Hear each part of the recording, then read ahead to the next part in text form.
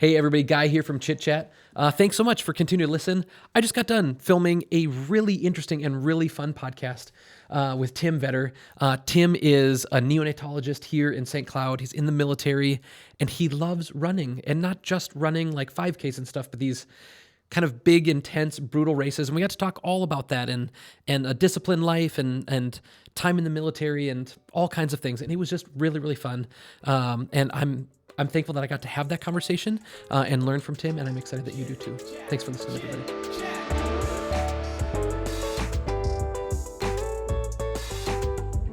Tim, thanks for coming to join us on the podcast. Thanks for having me. Okay, Tim, would you introduce yourself? Tell us who you are. Tell us a little bit about what you do. I have some questions about what you do for work. All right. I am Timm Vedder. I've lived here in Sartell in the St. Cloud area for 12 years. Mm-hmm. I did grow up here in Minnesota, over in Mora. Really? And moved back after being active duty in the Army for about 12 years. Mm-hmm. And this was where we settled. So I'm a neonatologist Mm-hmm. at St. Cloud Hospital. Most people don't know what that is, so I usually start off, if people ask me what I do or what kind of doctor I am, I say I'm a pediatrician, and then if I get sort of the go-ahead to kind of explain further what I actually do, it's that. So, yeah.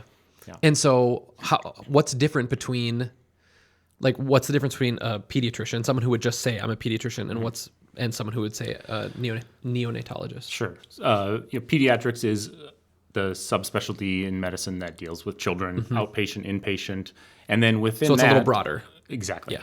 And as opposed to family medicine, Yep. which is sort of everything, or internal medicine, which is similar to pediatrics but adult only for the most part. But then within pediatrics, there are subspecialties in every organ system, just like there are for adults. People don't always realize that. They think Yeah.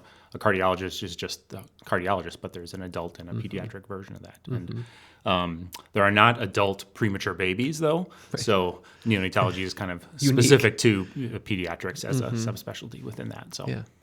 And so in your day job, are there specific kinds of things that you do that I'm guessing inside of a specialty that normal pediatricians don't do? Yeah, it's mostly the critically ill babies, Yeah. especially the very premature babies, but also term babies or babies with congenital defects or anomalies or diseases that require just a higher level of care in that newborn period for the first few days or months of their life. I know that with technology, like medicine continues to improve every single day. Mm-hmm. And what was possible 50 years ago is, it's drastically different now, but how many weeks along, if someone is going to deliver a baby really premature, like what's possible now in comparison to what was it like 50 years ago? Or even maybe 10 years ago, I don't know. It's come a long ways, even in the 24 years that I've been practicing since I first went to residency in peds. And now there are babies routinely surviving, not maybe the majority, but at 22 weeks out of a 40-week full gestation, full term. Some places are having babies that survive in the 21 and a half week kind of range and stuff. Some Asian countries are pushing those limits a little bit and stuff too. I feel like 24, even 25 weeks when I first started was very, very at the limits of viability, of possibility, like you said. And now, just with, like you say, technology, medications, better use of them is mostly the thing, but also some of that is actual technology and new chemicals that we've studied and learned about. It's nudged down more. It's fascinating. It's hard. I mean, it's a longer stay and a lot more, I guess, consternation about how things are going to be for that little one as they get older, and that as you start pushing those limits a little bit. But, for sure. What's the littlest baby you've ever seen delivered? 350 grams. So that's for us Americans, right? That's a can of the Coke Zero over there is 360 grams or milliliters. Wow. So yeah, really little, really small. So less than a pound. A pound is about 450 grams, and that's I don't want to say routinely. It's still certainly, it's never routine, but it's still not that common. But we often enough have babies that are right down at that 1 pound mark, even here in St. Cloud. So We have some really good friends from church that had quadruplets, and the total weight of their 4 babies was less than the weight of my son James when he was born, which, they were each sub 2, and James was 8 pounds. And so, just it's a really, really fascinating thing. How did you decide that you wanted to be a doctor? And then once you decided, like, I think I want to pursue medicine, what is that process like for picking your focus and then even your subspecialty inside of that? I don't think I even knew that process when I headed off to med school, to be honest. I knew there were a few different kinds of doctors, obviously, but growing up in a small town, I was exposed to the family medicine docs and a couple of surgeons who would come to town periodically, and I got to sit in on some of those, and that's super cool when you're like a college kid and just seeing some of that up close and personal. But my mom was a nurse, my dad was a pharmacist, so I kind of grew up in that community to some degree. And was always interested and enjoyed and was sort of good at the sciences and that. And so it was a little bit of a natural fit that I just sort of stumbled into and went off to school and, was fortunate to do well enough that it was realistic and then applied and got in. And I went to college up in Duluth and then stayed up there for the first 2 years of medical school up there. And so that also allowed me to stay in Duluth, which I love that city. So cool. And so for the last 12 years, you've been here at the St. Cloud Hospital. And where were you practicing before that? Right before that, I was at Tripler Army Medical Center, which is just outside of Honolulu, Okay, Hawaii. that's right. So, yeah. And how long were you guys in Hawaii? We were there for 9 years total of the 12 years that I was active duty. So wow, not bad. That's of all the places, like kind of decent. Yeah, and we were also in Belgium and Germany, so those were there. So also pretty decent. Yeah. I mean, there was some, Iraq and some of those in there for sure as well, but sprinkled in. Yeah, just a little dusting of that. But dust is the key word there. But I feel like we deserved it. We lived, here for a quarter of a century, both Valerie, my wife, and I, and so I feel like we deserved a few years in the tropics. While you were there, did you like pick up surfing? Did you do any of that kind of like fun outdoorsy stuff that you can kind of only do in places like that? Attempted to pick up surfing. Does that count? Yeah. Yeah, I think so. I got up a couple times, but I had a surford. I don't know if that qualifies that I would. Yeah, I think so. Flail about on. Yeah. I've only been to Hawaii one time, and a sweet kind of family friend took me surfing, and all I wanted, because I was never a skateboarder, I was never a snowboarder. I love skiing. The idea of my feet being turned in that position, like on a snowboard, is I skied like this all the time, and so the feet in that direction thing is just not a me thing. Yeah. And I just wanted all I wanted was to stand up on the board and go for one good long cruise. And I did it. Nice. And it was a riot. So you're a surfer. I'm a surfer. Boom. Actually, this family friend gave me a t-shirt that said surfer on it. And I absolutely wore it like as a joke, because again, I stood up. One time I stood up and I didn't even maneuver on the wave. Like when that wave was done pushing me forward, it was done. Just fell over.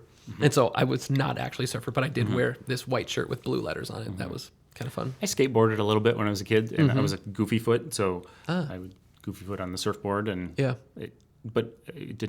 didn't seem to help me very much. I was still mediocre on my best day.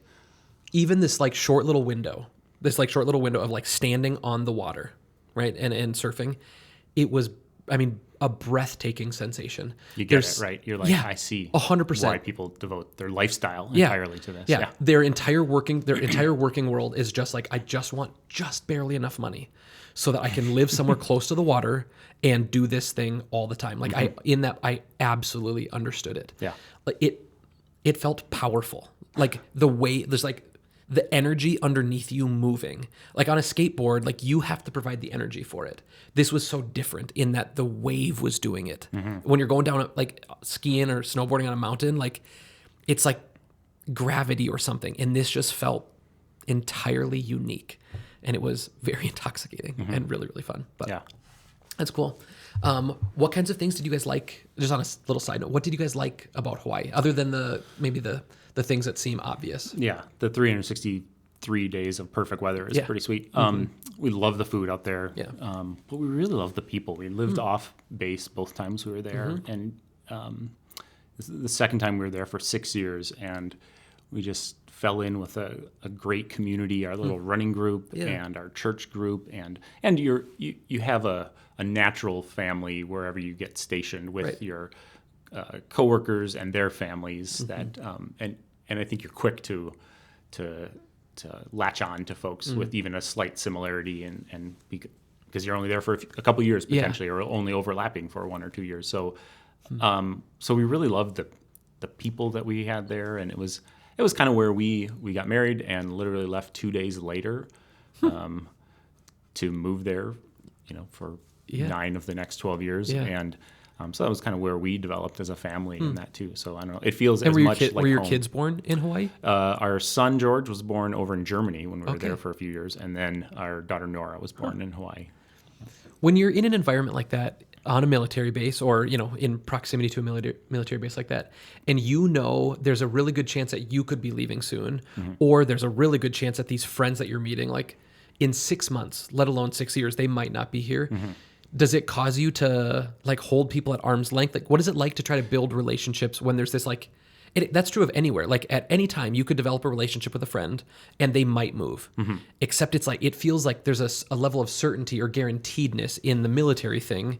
What's it like to try to like build friends when that's on the horizon? I think it's kind of the opposite of the arm's length thing that you just mentioned, because you're all kind of in this together, and so that's why I say you're quick to like, oh, you like U2 and love Monty Python. We're best friends. Well, so we're best friends now. Yeah. We just decided that, and that's a true story of a friend of mine who I met literally the first day we were there in Hawaii 24 years ago, and so I think.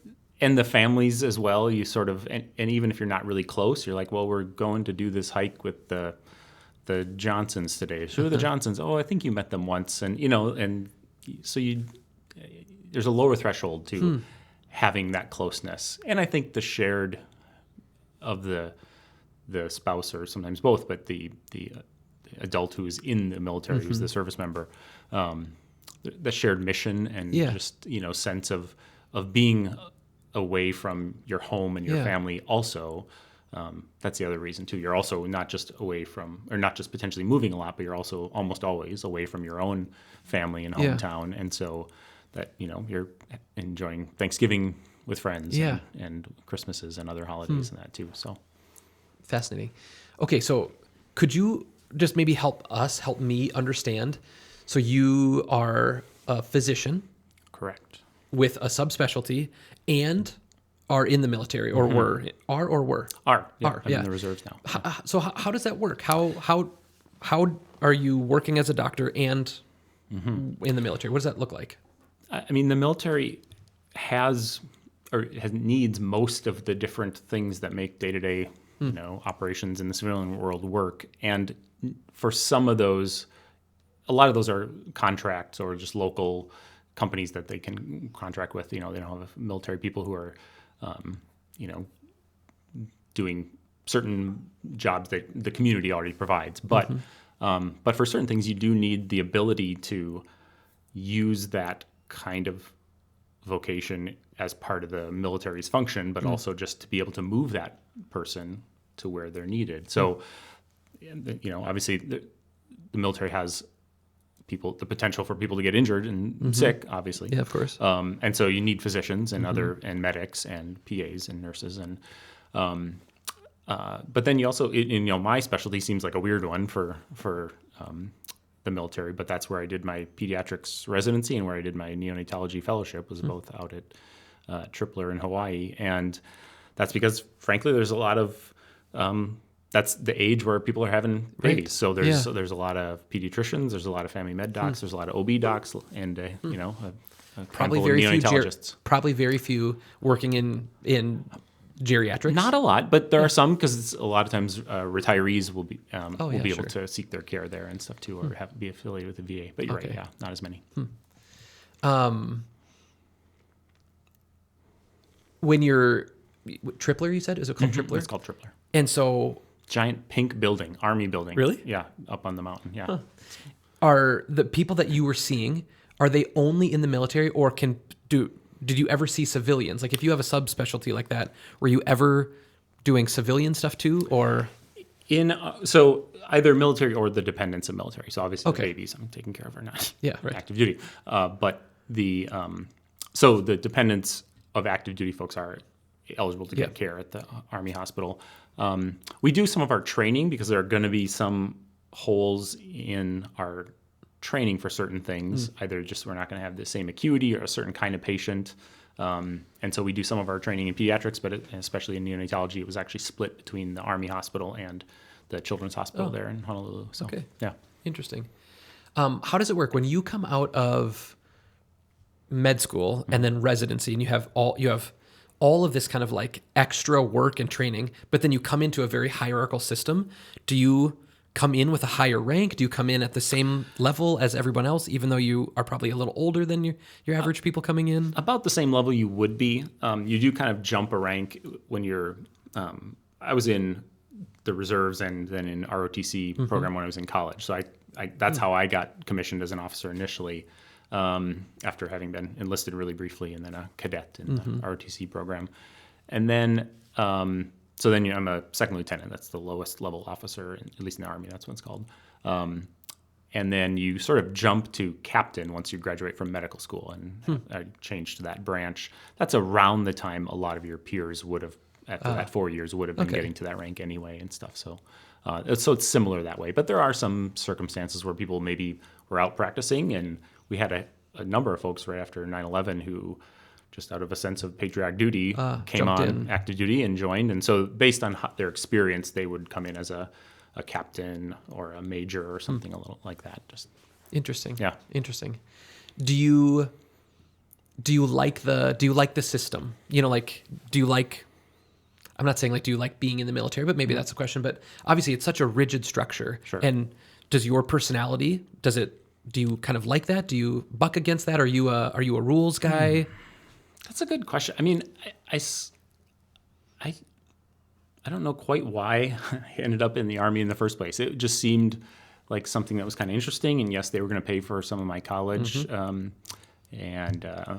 had grandparents who were in World War II, and my dad was in the Minnesota National Guard back in the day and that. So it was always maybe on my radar, but it sort of surprised me as much as anyone else when all of a sudden I was signing up for a scholarship and heading off to basic after my sophomore year. So I don't know. I mean, I suppose I'm a rule follower kind of by definition. I haven't gotten in too much trouble so in the Army, just enough. The appropriate amount. Yes. As an officer and as a physician in the Army, I'm have a little bit of a luxury of not having things quite as austere as some other folks. So it's a little easier to say, yeah, I'll follow the rules when I have a nice bunk to sleep in or something. There you go. As opposed to out on a little one-man tent or something like that. So got it. All right.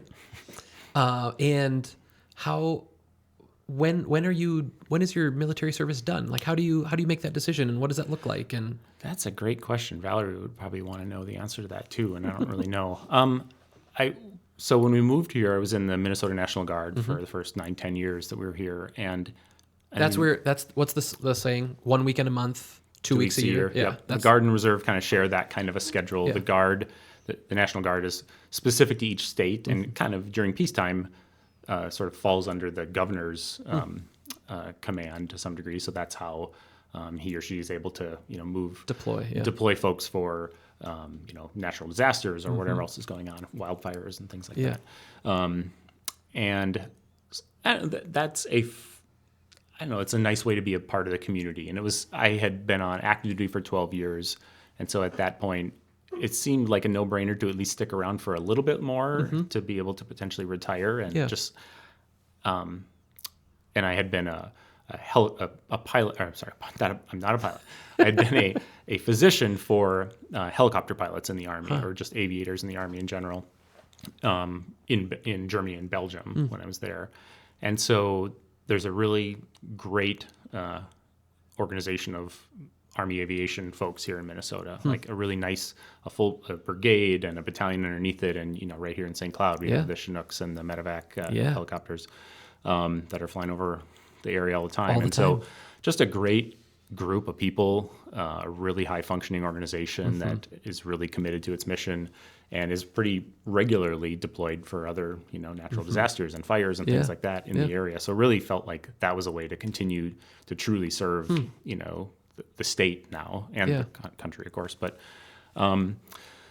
so I did that for a while, and it was at the point where our son was getting close to his senior year of high school, and the weekends they were pretty good with me, knowing I have this ICU that I work in that needs to function too. So on weekends I couldn't make it. They were pretty understanding, but it did just take a lot for the whole family to have that 1 weekend a month that I was going to have to be down in St. Paul or up at Camp Ripley or something. So I was looking to potentially retire, and then a job in the Army Reserve, very similar kind of schedule normally, but technically still falls under the federal government, but is also the 1 weekend a month, 2 weeks a year role in the pediatrics department at the Army's or the military's medical school out in Maryland came up, and even more sort of part-time. So it was no longer the 1 weekend a month, 2 weeks a year, but sort of mostly just the 2 weeks a year as a guest or a remote or part-time faculty member for that PEDS department. So that was just a great way to continue to serve, but have it dialed down a little bit more, and then and fit in family life a little bit. And fit in family life a little better, and I still have I'm still able to be a part of it. It's just not on the weekends, So I'll do things during the week still remotely, or sometimes I'll go there briefly for when they just need more faculty on staff or on hand for bigger exercises or training events and things like that for the next generation of Army physicians. So that's been a really fun way to keep serving, but have a little bit more time for family and a little bit more weekends. And I don't know, I really enjoy it, and it's a way to stay involved. So at some point they'll ask me to please stop coming back. Our studio on Cooper, there's a little alley right behind us there, and there are some homes that were built for vets. I think that was the initial. I think maybe a Habitat for Humanity something, but it was vet or servicemen focused. Sure. And there was a young family there. Both were serving in some capacity. And one night I was at the studio late, and I was leaving, and the woman's name is Brittany. I think I can say that because it's just a first name or whatever. And I don't even know if that's whatever. And she was walking out of the steps, like to her car. And I said, have a great night, Brittany. But she was all like dressed up. She had her fatigue pants on, kind of like dark gray, kind of greenish t-shirt. Her hair was like pulled back in that like really, really tight kind of military looking bun. And I was like, where are you going? She's like, I'm going to go fly. Yeah. And I just like, tell me more. And they were doing because it was nighttime. They were doing night exercises, flying with all of the like night vision stuff on. Yeah. And she was just like telling me, she's like, we fly all over St. Cloud and in and out of stuff. And I know Brittany. Do you? Yeah, she's great. Yeah, she's really great. Really, really great. We used to throw these big parties at the studio. We'd, put on UFC fights and open up the garage door or whatever. And they had a baby, and maybe they have multiple babies now, but we just, at one point, I just forgot that we had neighbors. The people were grilling outside and having a good time and cheering. And she just came out, and she was so sweet. She's like, Guy, I have to work in the morning, and we have a baby. And I was like, I'm so sorry. But she was so sweet about it. She could have been so mean and so nasty about it, but she was really wonderful. Yeah. Well, cool. Anyway, fun little way that Central Minnesota worlds kind of collide there. Yeah. And like I said, there was more of that community here. Once I was a part of it in the National Guard, all of a sudden I see people here and there that if I hadn't been, I wouldn't have known. But there's actually a lot more folks. We're like a little sleeper cell. We're sort of here and there everywhere. It's just, day to day we're wearing Hawaiian shirts or whatever instead of, our actual Army uniform. Story is the driving force for us here at Switchboard. Story is also the reason that Chit Chat exists. We tell stories of the people around us through photos, videos, branding, and websites. Story helps us find meaning, and it draws a community together, and we would love to help tell your story. You can find us at www.switchboard.mn. We would love to meet you. We'd love to talk with you and learn more about the story that you are trying to tell and how our story-driven marketing tools can help you communicate better. Can't wait to talk to you soon. Cool. Okay, Tim, I've known you for, I guess, a little while. Our wives are friends, and so you and I have, crossed paths a little bit. But in the last year or so, we've been working with Active Central Minnesota, and so I've got to film you, and you did some help create some content for us, and we've been at some meetings and stuff together in relationship to that. And so I've got to hear a little bit about kind of your love and passion for not just fitness, but kind of specifically, it seems like all of this like long endurance stuff and a lot of your trips. And like when you go on vacation with your family, you're trying to like, can I sneak in a marathon in Japan? That's my toxic trait. Yeah, exactly. Just tell me, like, how did you get into, I guess not fitness, but like specifically this kind of like long distance stuff, and why do you keep doing it? Well, I was kind of smoldering along doing a marathon a year or every couple of years through. The first one I did was Grandma's up in Duluth right before I started medical school, and I love that race. That's still my favorite. But running along the lake there, right? It's great. Yeah. I think Jay, your previous guest, said that was his favorite too. And as I was listening to him say that, I'm like, yeah, I think that's true for most folks who do that, especially do that early in their running career. And I don't know, that was fine. It hurt. Yeah. Because you sort of build yourself up and do that race, and then you'd hurt for a couple of weeks. And, sometimes you say never again. And then after the soreness wore away, you'd, be looking online or whatever for the next one. But, and then when we moved back to Hawaii after being in Europe for a few years, it kind of, I fell in with a bad crowd. This was our running group, really close, good friends of ours who were sort of running back-to-back races, flying to the outer islands for a race on a Saturday and then another one on a Sunday, and intense stuff. Running long runs because someone had a marathon they were training for, and their long run weekend. So we're everyone's together. We're going to join him or her, and then I did my first like ultra marathon. It was only a 50K, so not 5 miles more than a marathon, not a lot more, but that's a big 5 miles. Ultra just means more, right? In the kind of the parlance. Yep. Anything beyond 26.2 is considered ultra. Yep. Okay. This one was essentially all uphill. It started down at sea level and went all the way up to the volcano village where the Kilauea is on the Big Island. And so that was kind of a fun to do that for the first time, and what I thought was just check that box. I did it the next year again, and but that was as far as I'd done. I guess I'd done a couple others in that 50K. A lot of those ultras, the longer, ridiculous kind of events, are on trails in the woods, which makes them even slower because that's a terrain that you can't just take off at a set pace on. It demands things of you. Yeah. But also, obviously, it's beautiful out there. It is easier on your legs, just running a little bit of a varied step. That's a good way to roll an ankle, but if you don't, it's also a great way to kind of have a little more variety in your movement, so it's not quite, you're a lot less prone to an overuse injury. And obviously, it's softer. The dirt is just softer than... the compression of concrete is not great. It's not great, exactly. That's why they don't make like helmets out of that. And so, and then... when we moved back here, there was a 100-mile race out in Hawaii that's sort of notoriously known as one of the hardest. There's not really any easy 100-milers, but one of the hardest in the world. And just diabolical surface and the elevation change and the heat and humidity. And I helped, or there was a good friend from our running group doing it, so I came out to see him a couple times. Then I volunteer as a medical person overnight at one of the aid stations. That's sort of our whole running crew that we were part of would sort of run for that whole 36 hours of the race. And that was just fun to see. I mean, it was so far removed from anything that was on my radar that it was just fascinating as an outsider to watch that and see people in the middle of the night look just dead. And you're like, they're obviously not. It was 5 loops through this thing. So you're like, there's no way. And then the sun would come up. They would get sort of their second wind. The circadian rhythm just kicks in. You'd see them 7 hours later at 8 in the morning.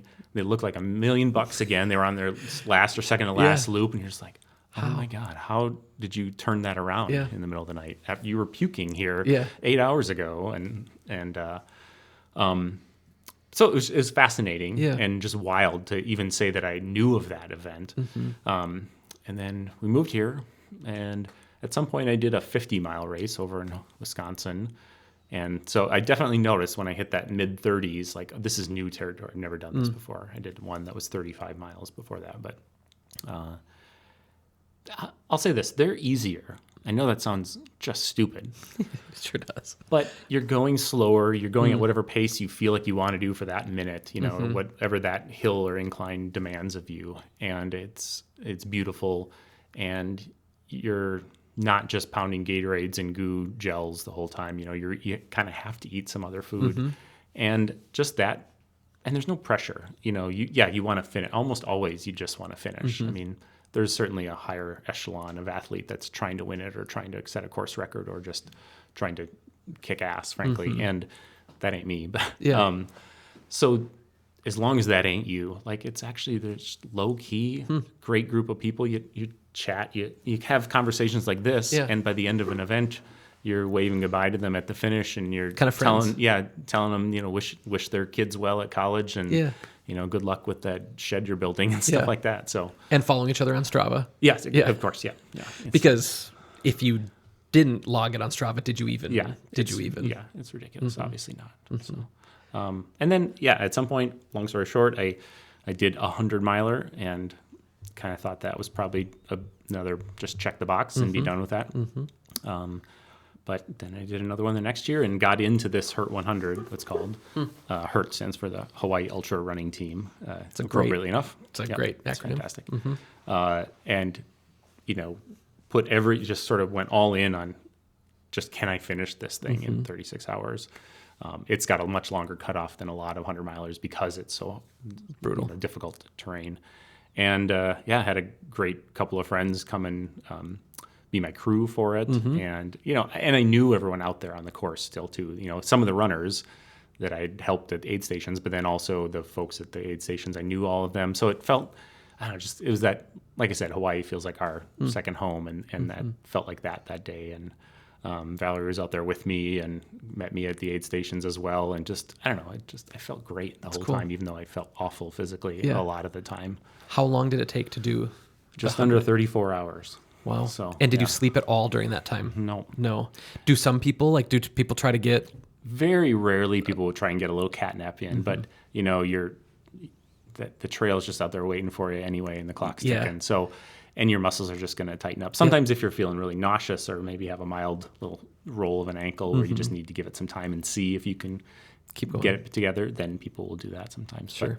But usually it's just one night, right? Yeah. So you're just missing one night. So you're just also running 100 miles during it. But most people don't sleep. So that's cool.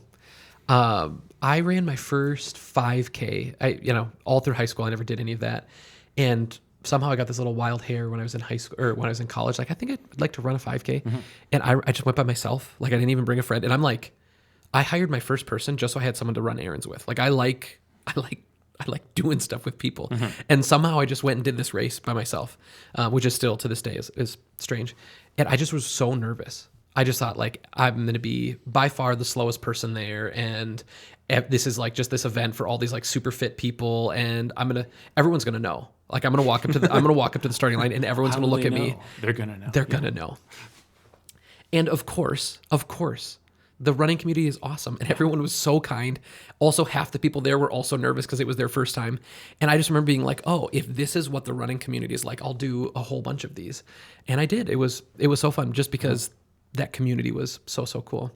And then as I've gotten into biking more, just being on the trails, and I love mountain biking, but just being on the trails and all of the people, like almost without exception, the people that you come across, if anything, you have to like prepare for the time to like chat with people Right. because people just enjoy and they want to talk to you and ask about your bike and where have you gone and ridden? Have you been to Bentonville? You know, there's just this like fun community in some of these endurance kind of sports that I think is really, really contagious. Yeah. It feels gluey, you know, like kind of keeping you in it. And kind of renews your faith in humanity a little Yeah. bit, I think. Just seeing people cheering other people on, that they don't, the joke, go random stranger is Yeah. a favorite sign. But, that's kind of true. It's like everyone's just out there. Funny, kind of a neat story just from this last weekend at the Lake Wobegon Trail Marathon here in St. Joe is I was at about mile 18, and I could tell I was doing okay. It wasn't trying to break any speed records. I'd done a couple marathons several weeks prior, so I was, I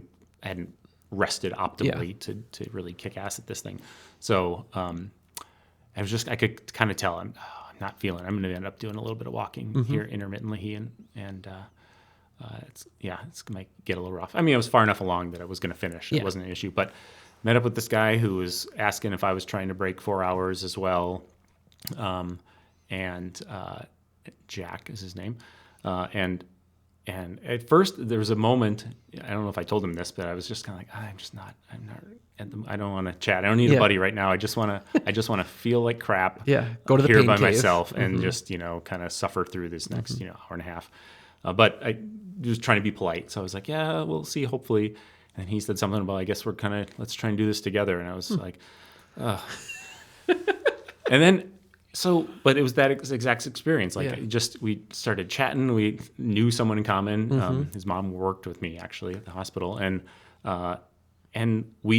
neither of us would have broken 4 hours if we hadn't been together. Just all of a sudden, a couple miles went by, and I missed the mile marker in between the two, and I was like, "Oh, this is working." Yeah, I forgot what this can be like sometimes when you're with a friend or my new best friend Jack, and you're just chatting and stuff. So I love that experience, and you have that a lot on the trail, especially I think, just because it lends itself more to that. But Have you ever ridden the dam day across I do Minnesota? not. It's enticing, So I'm not a road. horrifying at the same time. Yeah, I'm not a road bike guy, so like it does very little to like interest me. But a good buddy of mine rode it last year, and I went and I was like part of his crew, just going and dropping stuff off at the aid stations, and just it's so much fun. Even like if you're listening to this, and even if you're not like a long distance kind of person, just go and get involved in these races because they're so fun, and there are 100 jobs. Like there's so much help that's needed. And I just brought my buddy like fresh clothes and some food and some like goo packs, and I just like followed him for a little bit and like waved at him and cheered him on. And there's just something so fun about just like even being involved in a day like that, just to cheer for people. That is so much fun and so kind of invigorating.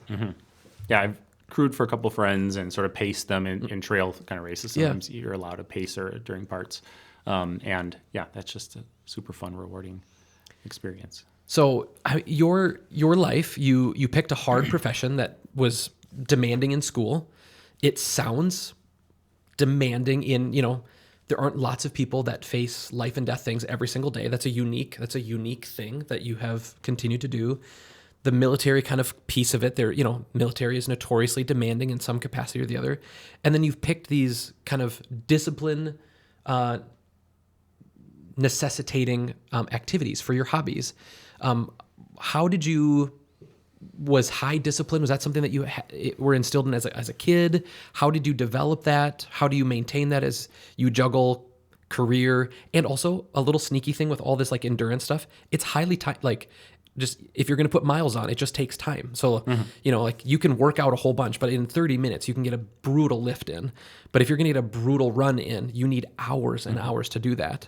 And so there's like, how do you maintain some of that work-life balance while throwing in all this discipline sport stuff? I think to answer the last thing is I sort of have gotten where I leapfrog from one thing to the next. So I try to just maintain during the week, or especially the weeks I'm not attending in the NICU. But I think I found that's easier than that painful buildup to prepare for something. My last long run was the last event I did, 3, 4, or 5 weeks ago or whatever. And that it is just easier if you're just kind of at that. And just kind of maintain that and stay there. That's maybe not the optimal way to qualify for the Boston Marathon or run your best time ever or anything like that. But to go back to what you were asking first, I don't know. I guess I don't think of myself as particularly disciplined. And I think part of it is actually, and it might sound a little weird just based on the things you just listed, but I think I maybe selected some of those things, I don't know, to keep me honest, to sort of put me in a position where I kind of had to maintain that. I mean, left to my own devices, I have, a lazy streak. So Sure. That sort of takes that off the table as an option a little bit. Yeah. So, yeah. And how, when you're signing up for your races at this, like, let's say 3 to 5 week kind of cadence, kind of staying in rhythm, are you planning out your year and saying, like, I know that I want to do these ones?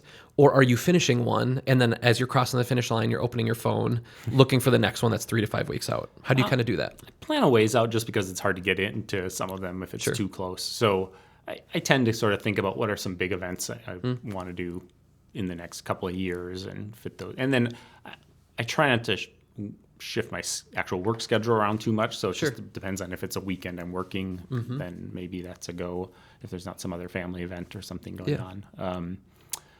This year I sort of did a really dumb kind of self-indulgent thing and I'm doing these.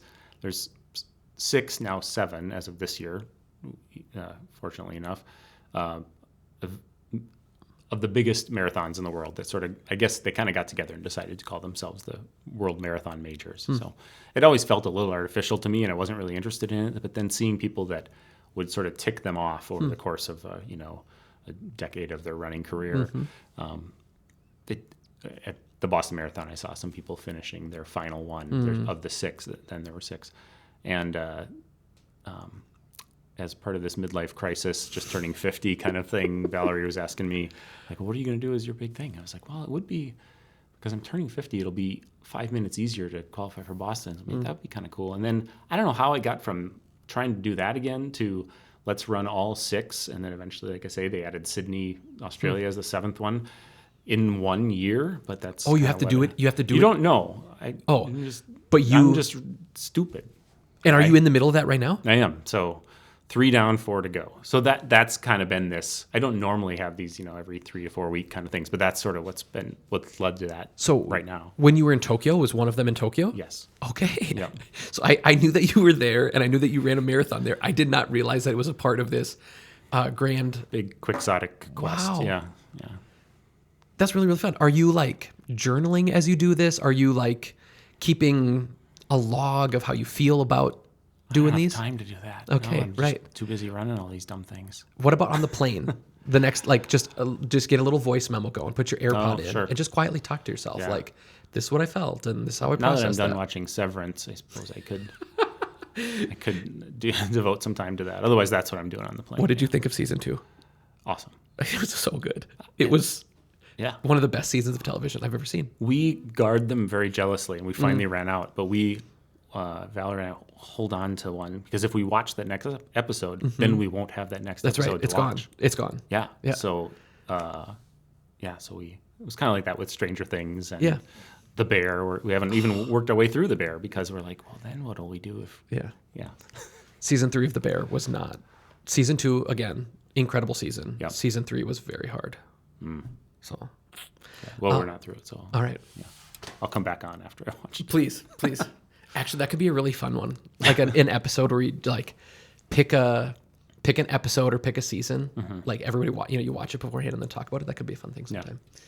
Well, this is really sweet, Tim. Thanks for coming on. I think, I think your career is very interesting. I love the kinds of things that I don't know anything about, and when my wife gave birth to both of our kiddos, I passed out both times. Okay. And so like the medical thing to me.